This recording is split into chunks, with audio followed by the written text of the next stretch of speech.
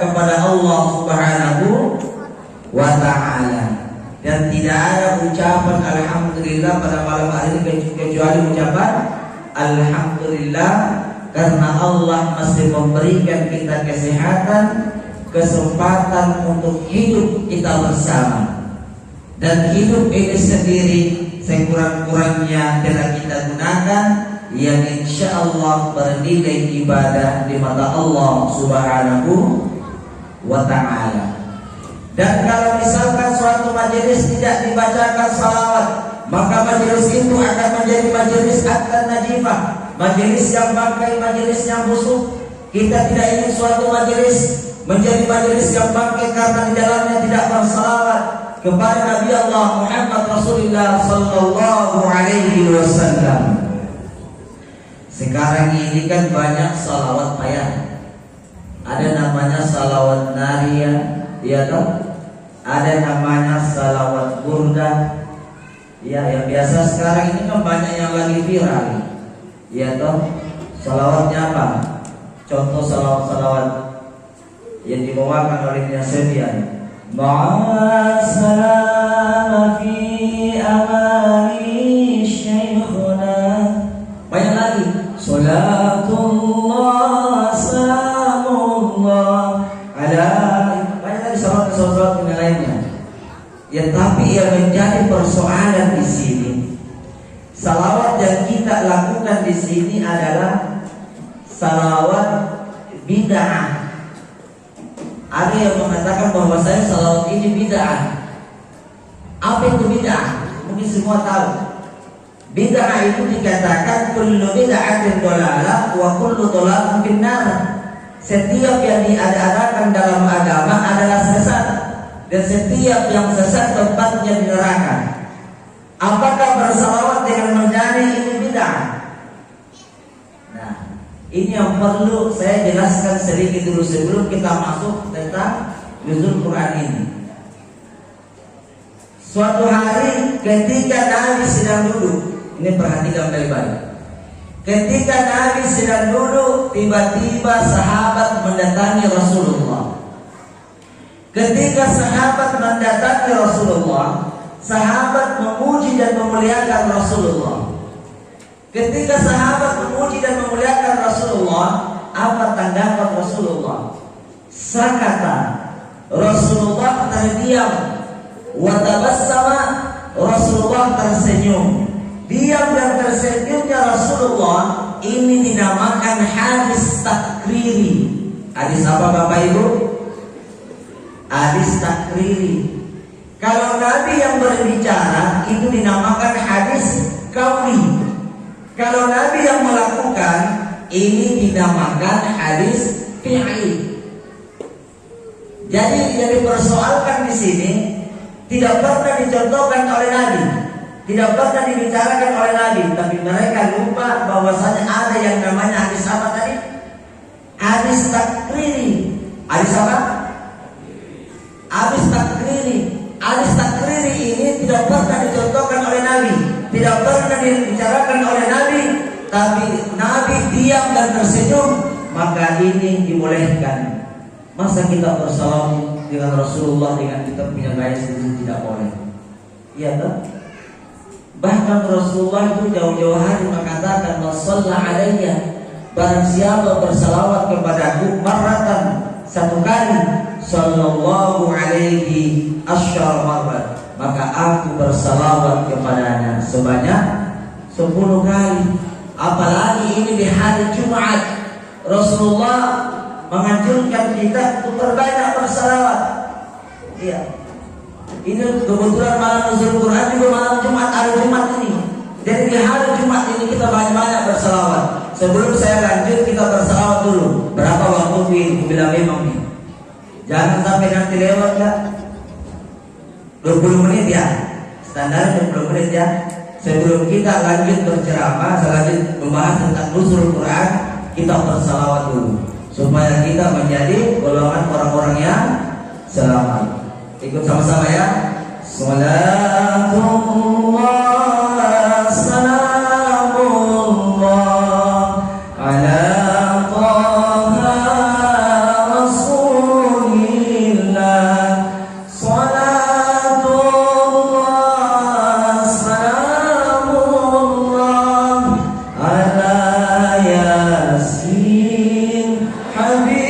habibillah. Sekali lagi, salatullah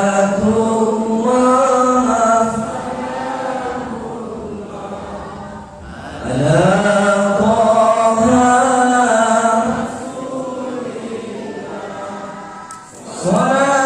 salatullah salamullah ala Yasin habibillah.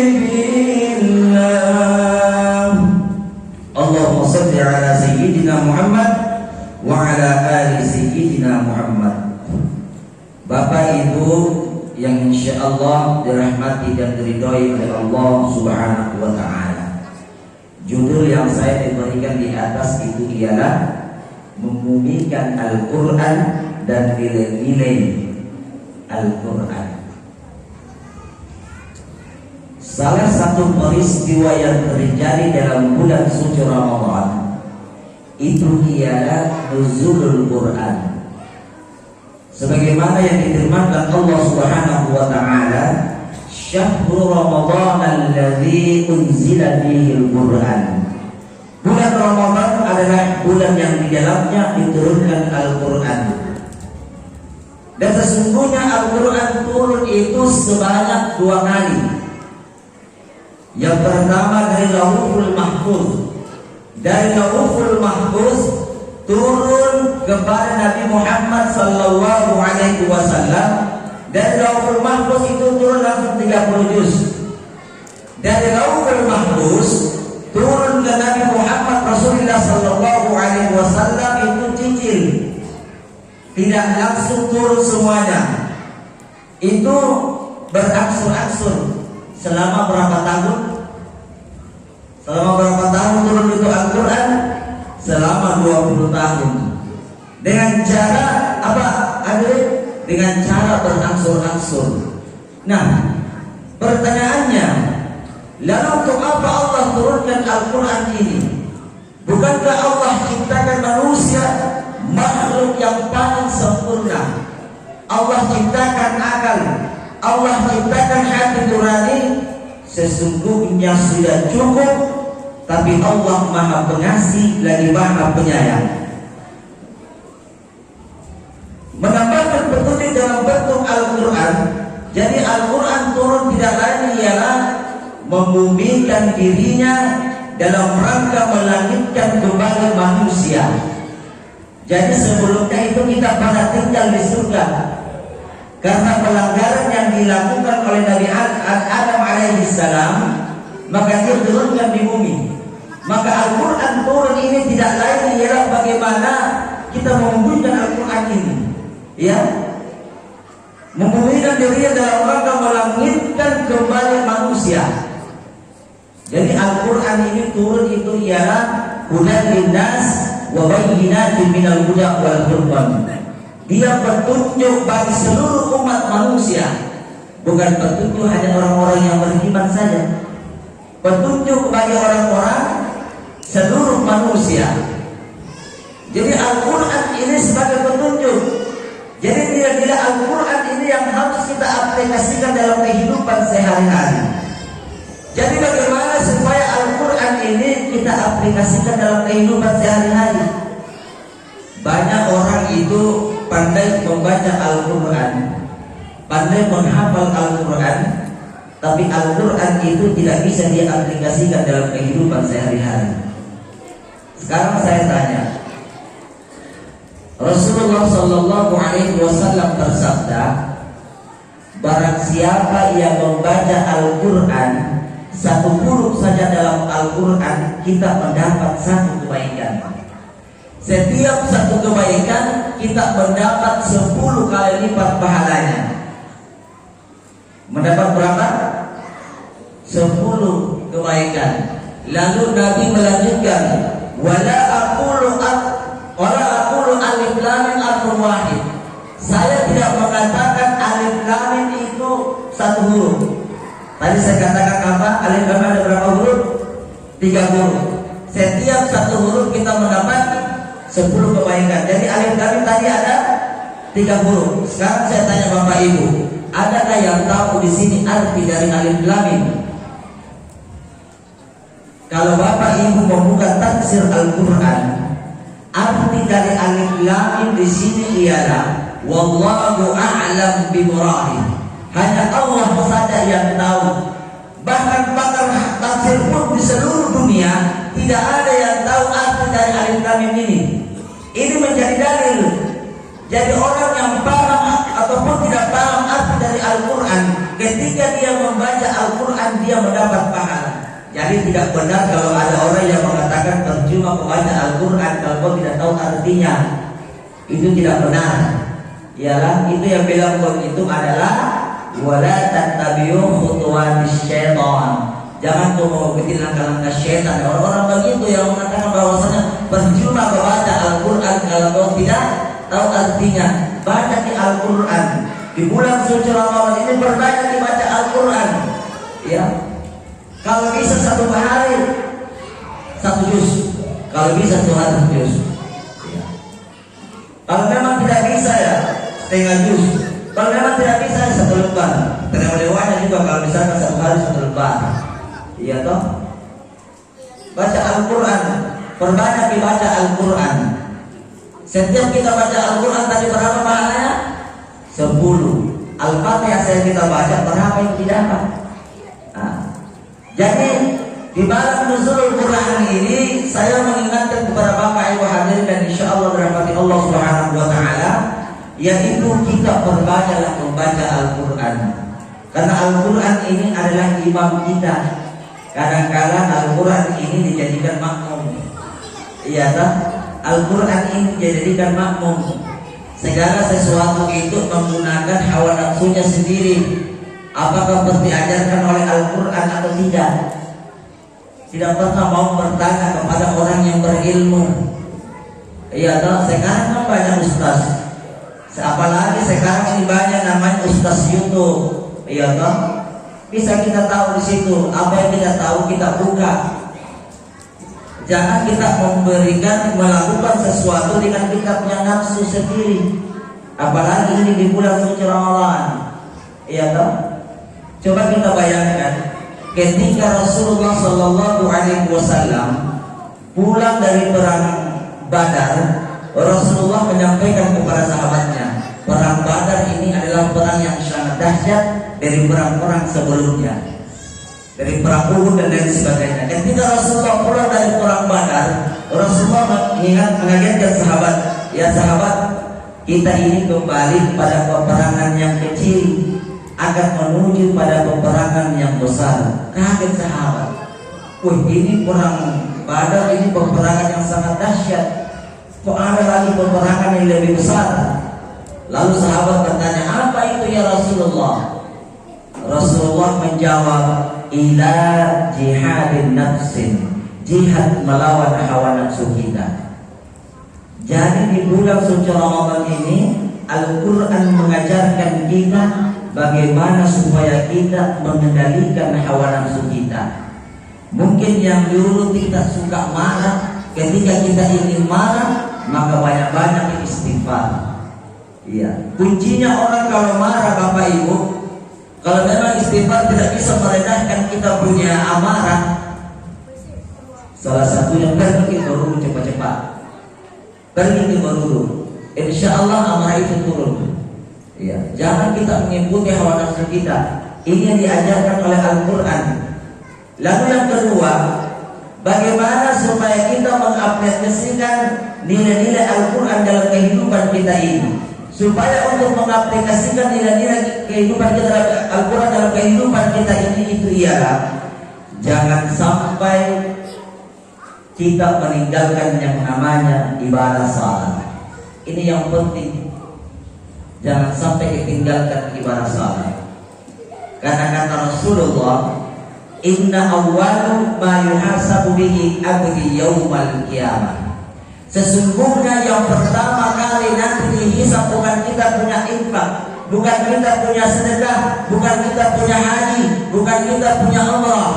Apa yang pertama kali dihisab di yaumul akhir nanti? Kita punya ibadah salat. Wajib kita melaksanakan ibadah sholat.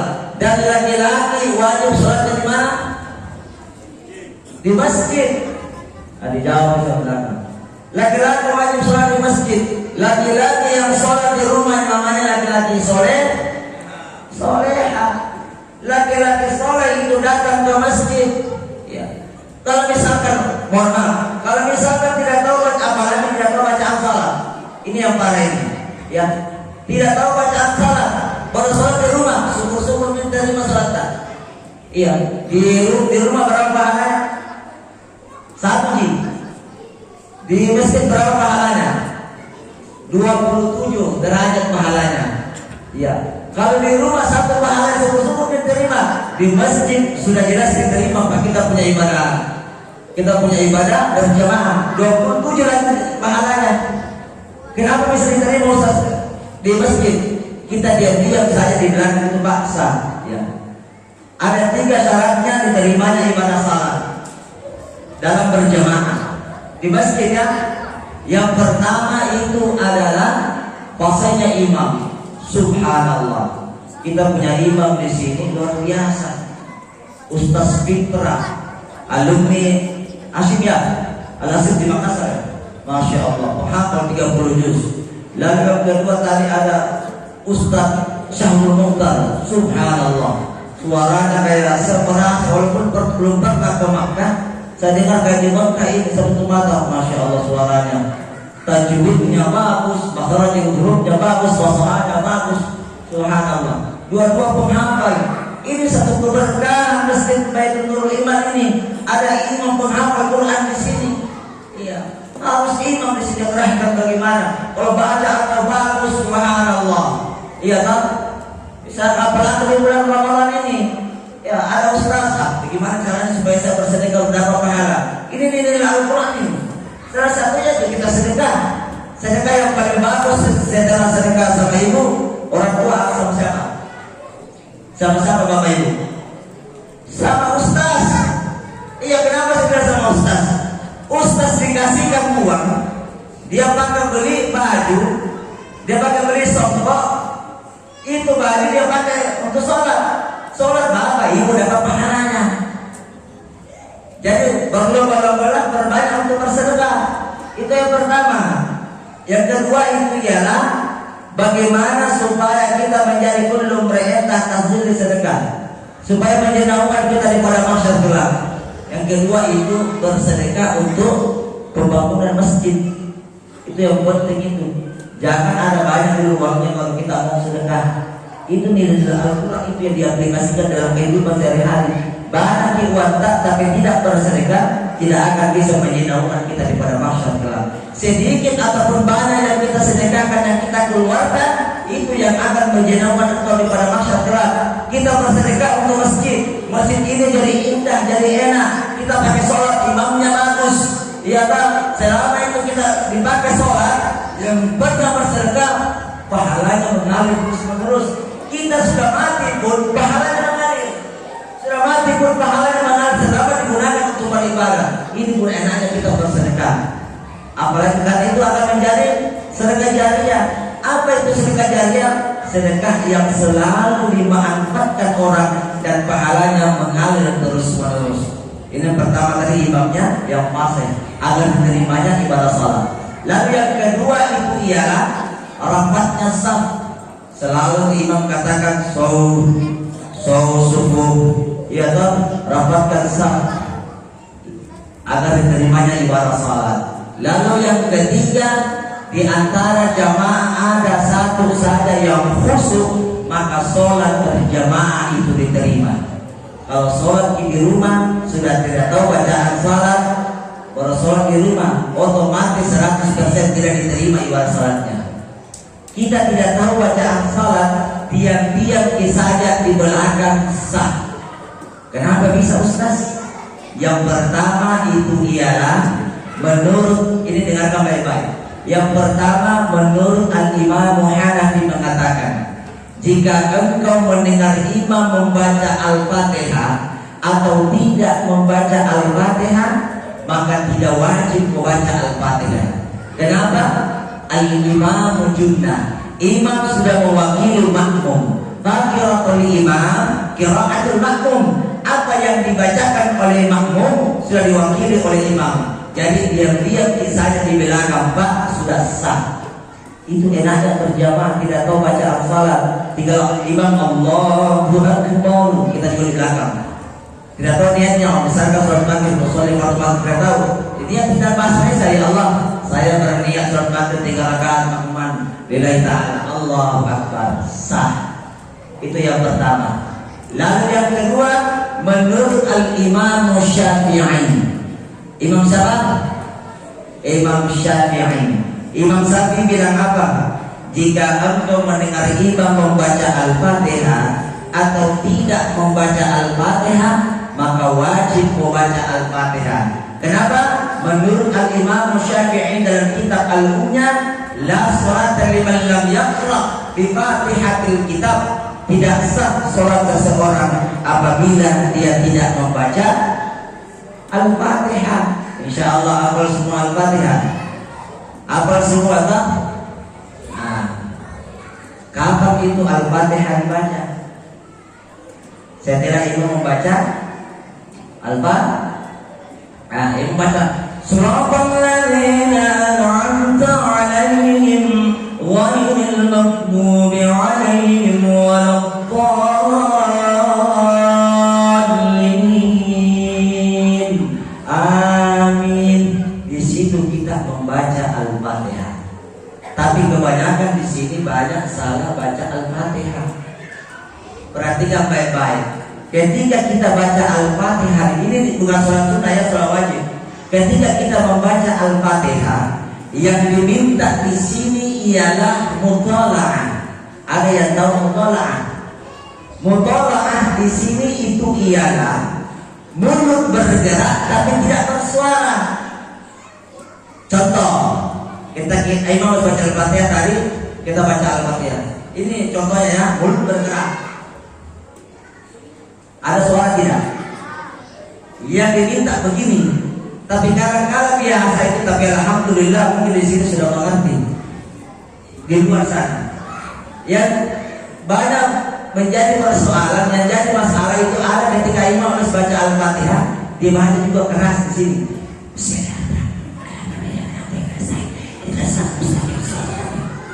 Jadi dia juga mau suaranya besar, mau tahu mungkin dia tahu apa baca Al-Fatihah. Tidak begitu. Yang diminta di sini itu ialah muthala'ah, mulut bergerak tapi tidak bersuara. Di sini yang diminta. Kalau mulut bergerak baru bersuara, maka itu salah.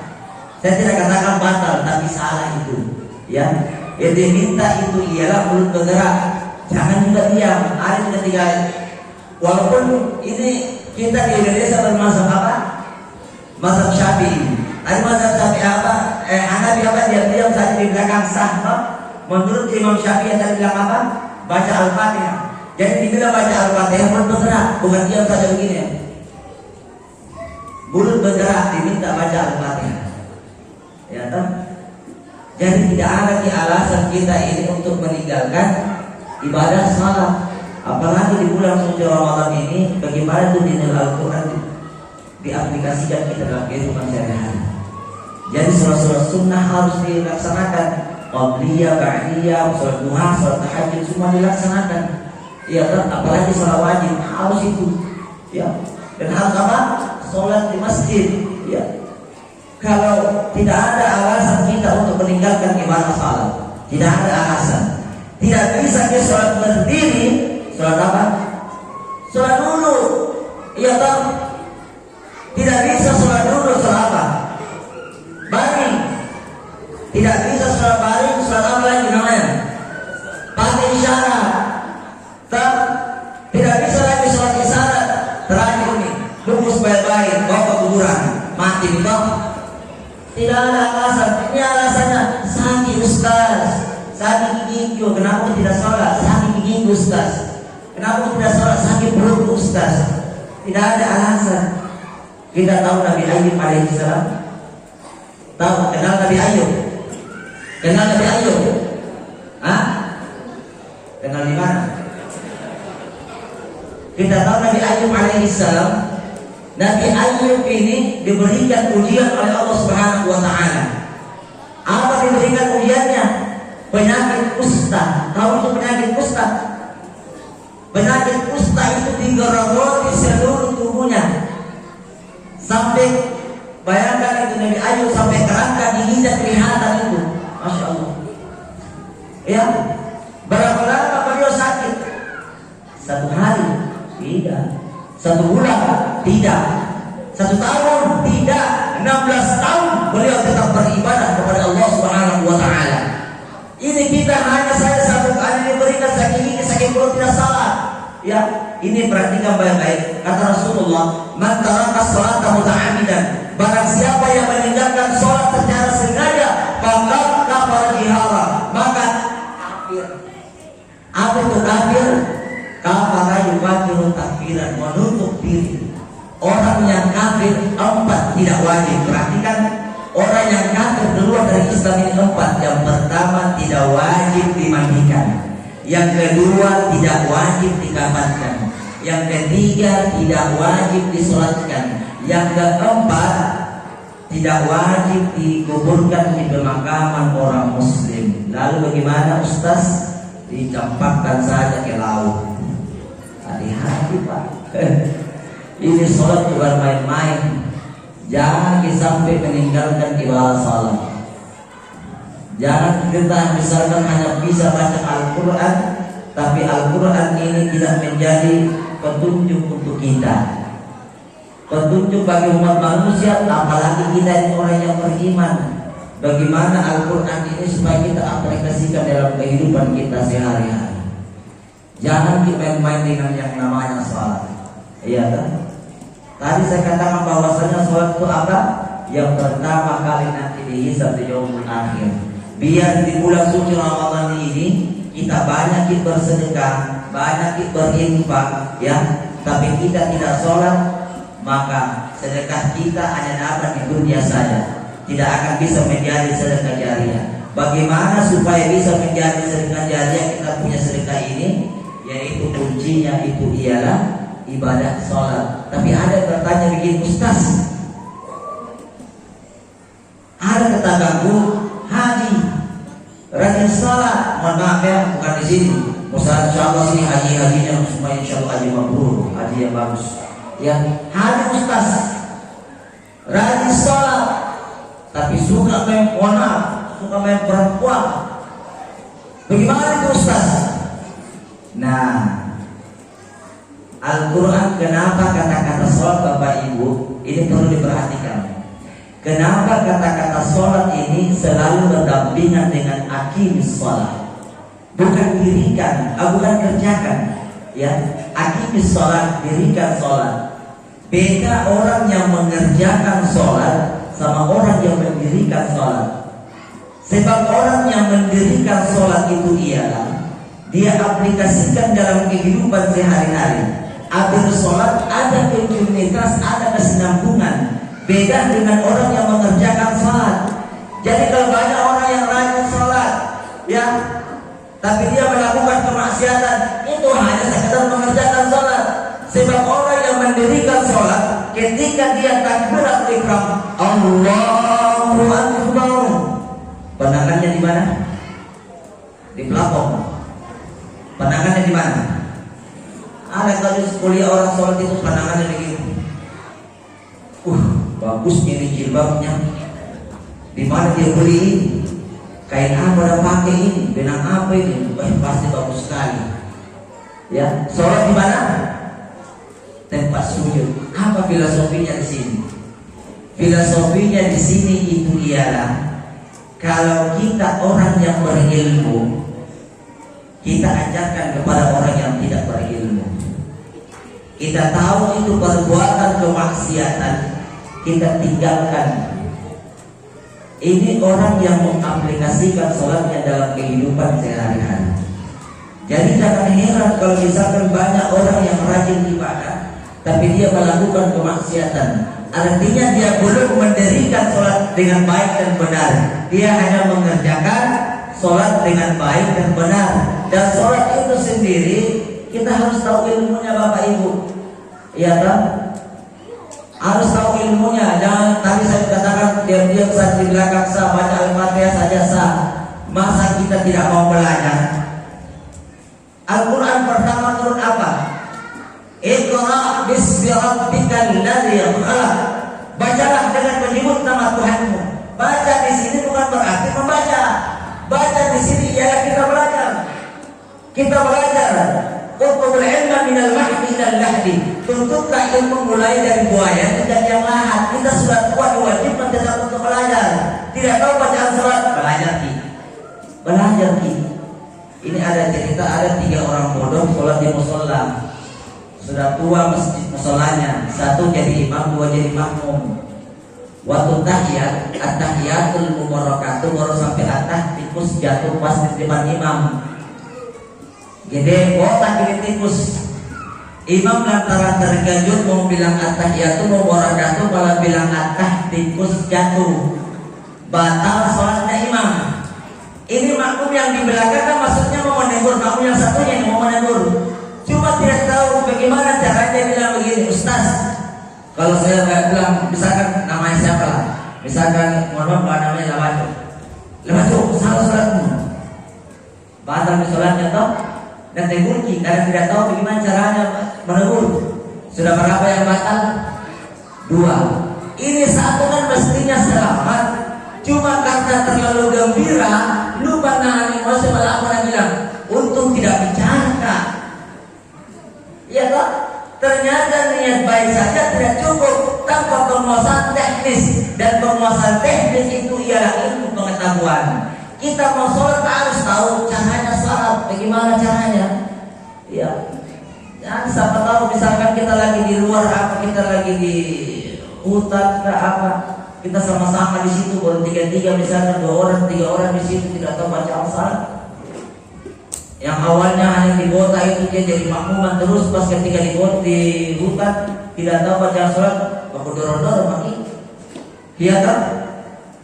Nah, jadi jangan sampai kita walaupun kita ini sudah tua, bagaimana kita menuntut ilmu. Al-Quran ini mengajarkan kita supaya bagaimana mengaplikasikan nilai-nilai Al-Quran dalam kehidupan kita. Yang tadi saya katakan ialah salah satunya itu ialah jangan tinggalkan ibadah salat, dan yang kedua perbanyaklah kita bersedekah. Itu yang paling penting juga. Perbanyak kita bersedekah, apalagi ini di bulan suci Ramadan. Ya toh, ada di sini yang tahu akan bertemu Ramadan tahun depan. Ada yang tahu? Tidak ada yang bisa menjamin. Pohon kelapa itu Bapak, yang tua jatuh, yang putih, yang masih putih pun jatuh. Iya kan? Dari pohonnya itu. Begitupun juga dengan ajal kita. Tidak ada yang bisa menjamin yang tua lebih dulu dipanggil untuk menghadap kepada Allah. Kita ini yang masih muda, kalau memang sudah waktunya, tidak bisa buat apa-apa. Lalu pertanyaannya, apa yang sudah kita persiapkan nantinya untuk menghadap kepada Allah Subhanahu wa taala? Karena jauh-jauh hari Rasulullah katakan, "Idza matal insan inqata'a amalahu illa bi thalasin, sadaqah jariyah aw ilmin yantafahu bi awwalin salihin yad'ulah." Bila anak cucu Adam meninggal, bila kita meninggal Bapak Ibu, akan terputus semua amal ibadah kita. Kecuali 3, yang pertama sedekah jariyah, yang kedua ilmi yang tafahubi, yang ketiga awalul salihin yad'ulah. Anak soleh yang senantiasa mendoakan kedua orang tuanya. Ini nanti yang ketiga-tiga ini yang akan menolong kita. Yang pertama, kita punya sedekah tidak di dunia ini. Ini nilai Al-Quran yang mengajarkan kepada kita. Selama kita hidup di dunia, banyak uang kita bersedekah tidak. Jangan tunggu banyak dulu rezeki baru kita bersedekah. Sedekah itu tergantung niat kita. Rasulullah katakan, innamal a'malu binniyat wa innamal likulli imrin ma nawa. Sesungguhnya amal itu tergantung pada niat, wa innamal likulli imrin ma nawa. Dan setiap amalan yang kita kerjakan insyaallah itu pasti ada ganjarannya. Iya kan? Itu pertama. Lalu yang kedua, kita harus punya ilmu pengetahuan. Ini penting Bapak. Yang tadi saya katakan apa, bahwasanya menuntut ilmu tidak dilihat dulu anak muda dulu. Kita sudah tua tadi, tua ini pun juga harus diwajibkan menuntut ilmu. Menuntut ilmu itu wajib. Kita tidak tahu tadi saya katakan apa, tidak tahu bacaan sholat, kita belajar. Lalu yang ketiga ini itu ialah bagaimana awalan sholihin yada'ula, anak soleh yang senantiasa mendoakan kedua orang tuanya.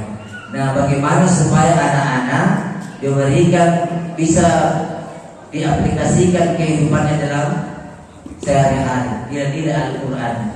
Jadi orang tua bagaimana mendidik anak-anaknya, ini yang menjadi persoalan sekarang. Yang menjadi persoalan sekarang, kita ingin anak kita menjadi anak yang soleh. Ketika azan berkumandang, kita suruh anak-anak pergi ke masjid sholat. Sampai pergi ke masjid sholat, anak-anak lari-lari, pengurus masjid bentak, "Hei, apa ini ribut sekali, pulang." Itu kebanyakan begitu. Ini menjadi persoalan. Bagaimana anak-anak bisa menjadi generasi penerus? Bagaimana supaya dia nantinya bisa mengaplikasikan Al-Quran dalam kehidupan kita sehari-hari di dalam masjid diusir. Anak-anak itu, makanya ulama itu membagi ada dua. Yang pertama itu adalah sini ini artinya anak-anak yang umur 1, 2, 3, 4, 5 ke bawah itu tidak wajib, tidak boleh dibawa ke masjid.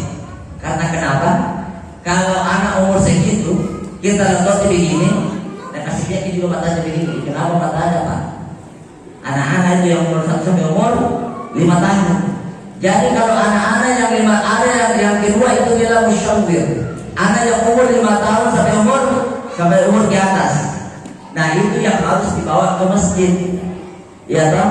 Jadi kalau anak-anak yang masih di umur seperti begini, sebenarnya tidak wajib bawa ke masjid. Ya. Jangan ini yang menjadi persoalan. Jangan kita larang anak-anak datang ke masjid. Jangan kita larang anak datang ke masjid. Kalau apakah masjid ini hanya untuk orang tua? Tidak juga. Untuk orang tua saja? Tidak. Anak-anak harus datang ke masjid. Bagaimana anak-anak diatur? Jangan kita malah usir anak-anak. Hati-hati dia usir anak-anak di masjid. Nanti ketika dia tidak pernah rajin, ketika dia dewasa malas ke sholat, bapak yang rajin sholat ketika nanti yaumul hisab, pahalanya semua lari ke anak-anak. Dia bilang, tunggu dulu, malaikat. Kenapa kita sisa saya? Dulu saya mau pergi ke masjid, tapi diusir sama lembaga. Yang mana sama lembaga? Dipanggil itu di surga, ditarik ke surga. Katanya dulu waktu dia umur 7 tahun dia datang ke masjid, kau selalu usir. Lah iya, kali gitu pahala kasih dia. Kalau masuk ke neraka, dia masuk ke surga. Hati-hati. Jangan sampai kita mengusir anak-anak di masjid. Bahkan Muhammad Al-Fatih, penakluk Konstantinopel, mengatakan kalau sudah tidak ada tawaria anak-anak di masjid, tunggu kehancuran umat Islam. Karena peradaban Islam mulai dibentuk di masjid. Ini yang persoalan kebanyakan di masjid itu. Saya selalu pergi ceramah beberapa kali selama saya ceramah sudah bahkan ke 15 ini saya hitung sudah 9 kali. Ada itu tidak tahu pengurus ke atau jamaah, bentak-bentak anak-anak. Jangan biarkan anak-anak lari-lari di masjid. Biarkan nanti waktunya sholat mereka sendiri. Mungkin ada di 1-2 itu yang main-main. Iya, kalau orang tua yang lari-lari itu ya itu lain lagi ceritanya. Namanya saja anak-anak, betul? Iya kan? Namanya saja anak-anak, jangan dibiarkan. Subhanallah, anak-anak ini harus selalu diajarkan, diajak datang ke masjid supaya meramaikan masjid. Siapa lagi nanti yang akan menggantikan kita kalau bukan anak-anak kita? Nah, begini caranya kita. Bagaimana supaya kita mengaplikasikan Al-Quran dalam kehidupan kita sehari-hari. Ini sudah 30 menit lebih saya bicara. Iya, karena waktunya diberikan tadi 20 hingga 25 menit. Saya sudah lewat 30 menit. Kebetulan juga rumah saya ini sekarang di Sentani. Saya pulang balik. Alhamdulillah Pak Amal mengundang saya, subhanallah. Pak Amal ini beliau adalah saya anggap juga kakak saya, orang tua saya juga. Karena kenapa? Orang tua beliau, bapak mantu beliau itu pengurus di APOK, pengurus ketua pengurus masjid. Beliau pengurus masjid yang sangat bagus. Bukan karena ada beliau saya bilang. Tapi beliau pengurus, kenapa? Setiap bilang mau pergantian abad, beliau sendiri minta gantikan saya. Gantikan saya. Tapi jamaah tidak mau. Subhanallah, sekarang diteruskan oleh anak mantu beliau. Subhanallah. Itu artinya bagaimana supaya kita ini cinta dengan masjid. Ya. Yang terakhir itu ialah bahwasanya Pak Ustaz Fitra langsung ini doa ya. Ya. Sebagai penutup yang ingin saya sampaikan bahwasanya ialah syukur kita masih diberikan umur yang panjang oleh Allah Subhanahu wa taala. Yang pertama itu ialah belajar kalau memang tidak tahu bacaan salat belajar Belajar itu pertama. Lalu yang kedua itu ialah jangan sampai ditinggalkan ibadah salat. Bagaimana supaya nilai-nilai Al-Quran ini kita aplikasikan dalam kehidupan sehari-hari, itu dengan kita mengerjakan sholat dengan baik dan benar. Makanya dikatakan inna sholata tanha 'anil fahsya'i wal munkar. Sesungguhnya sholat itu mencegah perbuatan keji dan munkar. Kenapa diawali dengan kata inna? Karena inna ini dalam kaidah bahasa Arab dia adalah huruf taukid, memperkuat suatu pembicaraan. Jadi sholat inilah yang akan mencegah perbuatan kita dari perbuatan yang keji dan munkar. Kalau dia mengerjakan sholat dengan baik dan benar. Mungkin ini saja yang dapat saya sampaikan. Jikalau ada jarum yang patah, jangan simpan di dalam laci. Jikalau ada kata-kata saya yang salah, jangan simpan di dalam hati. Wallahu musta'an ala dzikran. Wassalamualaikum warahmatullahi wabarakatuh. Ayo kita berdoa bersama-sama, mudah-mudahan Allah Subhanahu wa taala memberikan rahmat dan berkah kepada kita pada malam Lailatul Qadar ini, dan insyaallah kita nanti mengakhiri Ramadan ini menjadi la'allakum tattaqun. A'udzu billahi minasyaitonir rajim. Bismillahirrahmanirrahim. Alhamdulillahi rabbil alamin. Allahumma shalli ala sayyidina wa maulana Muhammadin sallallahu alaihi wasallam. Allahumma rabbana zalamna anfusana wa in lam taghfir lana wa tarhamna lanakunanna minal khasirin. Allahumma ighfir lana wa liwalidayya warhamhuma kama rabbawna shaghira wal jami'il mu'minina wal mu'minati wal muslimina wal muslimat. Allahumma la sahla illa ma ja'alahu sahla. Allahumma iftah 'alaina abwaabal khair, abwaabal barakah, abwaab ni'mah, abwaab rizqi, abwaab quwwah, abwaab as-sayyi, abwaab as-salamah rahmatika ya arhamar rahimin.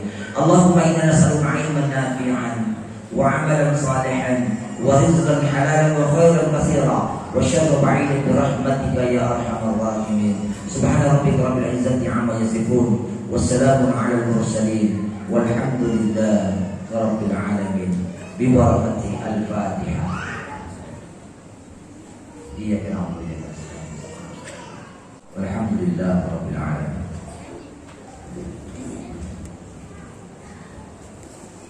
Baik Bapak Ibu sekalian, itulah tadi ceramah yang disampaikan oleh Ustaz kita, yakni Ustaz Iksan Malik SS SPD MH.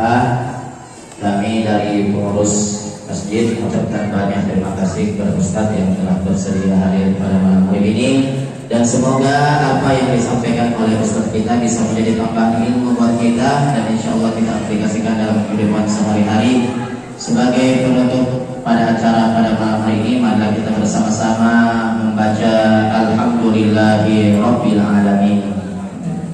Acara selanjutnya yakni penutup, dan kami himbau kepada jamaah dan pengurus ya, malam hari ini pengurus menyediakan makan malam, jadi dimohon para jamaah untuk antri, dan anakku sekalian ya antri juga ya, insyaallah semuanya dapat.